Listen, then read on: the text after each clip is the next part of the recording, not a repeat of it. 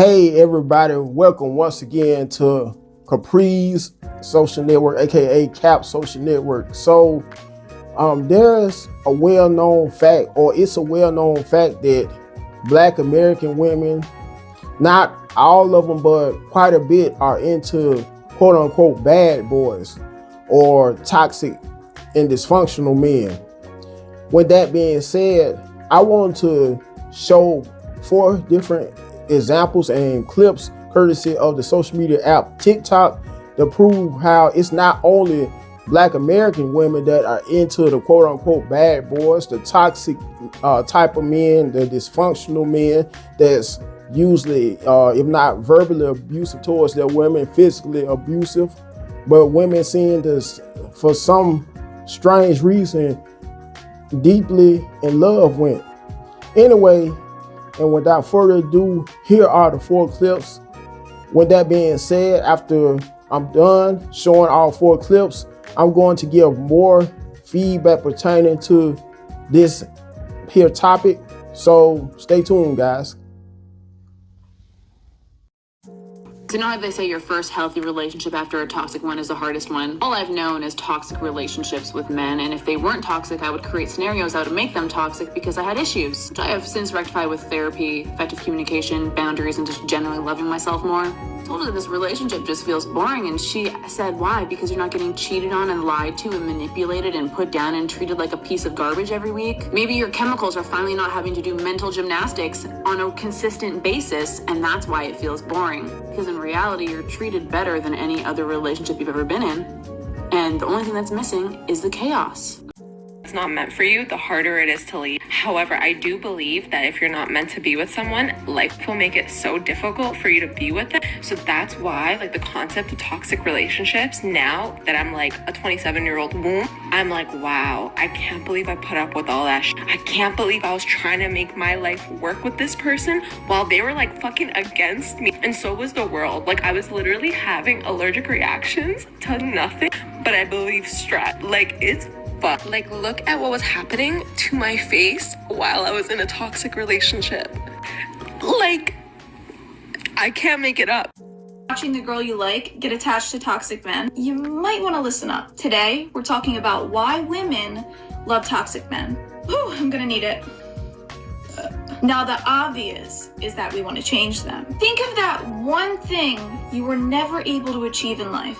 And remember how it felt so good when you finally succeeded? That's why. We want the experience of successfully attaining that thing we couldn't get. When something isn't easy to get, we want it more. Next, usually we feel bad for them. It's not so easy to leave them when we become so invested in their story. Usually this story involves some level of loneliness, and we feel like if we leave them, even though they'll run straight to the next girl, at the end of the day, they'll wind up alone. And the thought of that makes us feel guilty. We like the intensity. Healthy relationships don't have those same intense feelings of toxic relationships. There's no peaks and valleys. It's pretty stable. Although there are low lows in a toxic relationship, the dopamine during those highs becomes addicting. We don't feel like we can get anyone else. Usually that feeling becomes more prevalent the longer you're with a toxic guy. You can't imagine yourself starting over. And the thought of being alone is really scary. And that person has convinced us that they're great, and we believe it. Although it's frustrating to watch people you care about winds up in this cycle, if you're a non-toxic guy watching this, there's hope. This cycle doesn't last forever, and I'm an example of that. You eventually hit an exhaustion point of no return. And although there's a lot of healing to be done after the fact, sometimes girls only enter relationships that are bad for them, including myself. If you're a girl who likes to self-sabotage, well, nobody likes to self-sabotage, but if you're a girl that does self-sabotage, I am right here with you. I am 25 years old, almost 26, and every single day is a process of unlearning why I do things that are bad for me. And to be honest, it's kind of a loaded question because when it comes to relationships and men, I think I do things that are bad for me sometimes because I'm just not ready for a relationship yet. A really good example of this is like I have always gone for the emotionally unavailable bad boy, but then when I was really ready for a relationship towards the end of high school, I finally wanted to go for the nice guy. And so even though when these things happen, we usually say to ourselves like, oh, I don't know why I'm doing this. I don't know what I'm doing. I actually have a theory that we know exactly what we're doing and it's just our subconscious that's doing it for us. I tend to be like an extremely intuitive person. So I actually believe that if we listen to our minds and our bodies, like it's trying to tell us something. Every single time I find myself going for like the wrong guy, I think to myself, why am I doing this? And it's usually because I have more self-work that needs to be done and I'm just simply not ready yet to give myself to another person. Now, obviously, this doesn't happen in every single relationship. Sometimes people enter relationships when they're broken and they end up being fixed by the person or being helped by the person. But for me personally, I know that if I were to enter a relationship while things were still not solved, they would never be solved. And I want to give myself to a person as a totally whole person. And like, obviously I'm not going to solve like literally everything, but it's like at least knowing that I have done the self-work and knowing like they have too, so that we both can be really strong individuals and then come together even better as a couple. And so for anyone who feels like they're waiting around and they haven't found their person yet and they're just getting frustrated, realize that it might not be your time yet, and trust, no matter how hard it is, trust in the universe that when your time comes, you will find that right person. Don't force yourself into a situation just because you want to be in a relationship, because it's not going to be right at the end of the day. Wait and trust in the universe and have patience and take your time, so that instead of going through all these heartbreaks, you get it right the first or second time around. Also, side note, I'm using brown mascara for the first time and I'm kind of obsessed. Moral of the story, be patient, don't rush things, and just have trust. Things are going to work out for you when they're supposed to. And one day you will find the most perfect person for you beyond what you ever dreamed of. So just enjoy being single, enjoy your life now. And when it happens. Well, there you have it, guys, ladies and gentlemen. For the few females that may follow my channel as well, this just goes to show you how, once again, it's not always the black women that always go for the quote-unquote bad boys or dysfunctional men, but it's other races and nationalities, as you saw after looking at the 4 clips for yourself and after hearing it quote-unquote from the horse's mouth. And for all my brothers that may look at strictly black women as being the main ones that are into the toxic men, the bad boys, so to speak, it's not, once again, and you saw for yourself after examining those 4 clips that I just showed you, it's other groups of women, other races and nationalities of women just as much.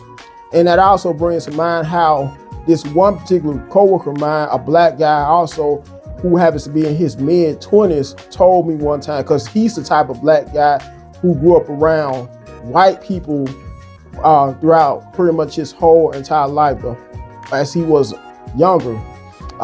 He looks at it from this perspective. He told me himself that he prefers white women because black women like thugs. Don't get me wrong, there are black American women that are attracted to those type of guys, the Nucks, the Pookies, the Ray Rays, in the same breath with black women who are not attracted to those type of guys at all. I know you can't help to all my brothers that may follow my channel, all my black guys that may follow my channel, which I'm sure that makes up the majority of my fan base, that may happen to think that just by seeing more of those guys when women, black women, when you're out and about at different places or sightings, because you see, for the most part, some of the most gorgeous and shapely black American women with some of the most toxic men, toxic black men in most cases. I know how it seems, just judging from your perspective, that's all every black American woman wants is a quote-unquote bad boy, a thug, a hoodlum, but that's not true.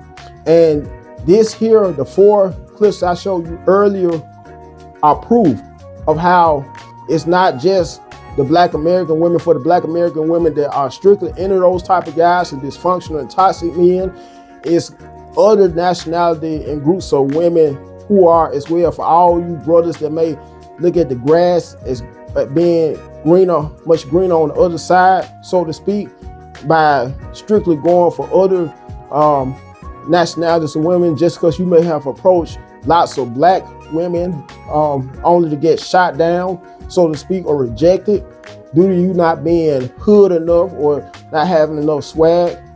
Anyway, I'm not going to keep on dragging this video any much more further, but before I end the video, make sure you first and foremost like the video, share the video, so my channel and my video could be able to gain much more exposure and a much more bigger fan base. Capri Social Network. Comment and let me know what you guys think as well about this, both this video and this topic. Last but not least, subscribe to the channel. Until next time, I hope you guys have a very blessed, prosperous, and safe day.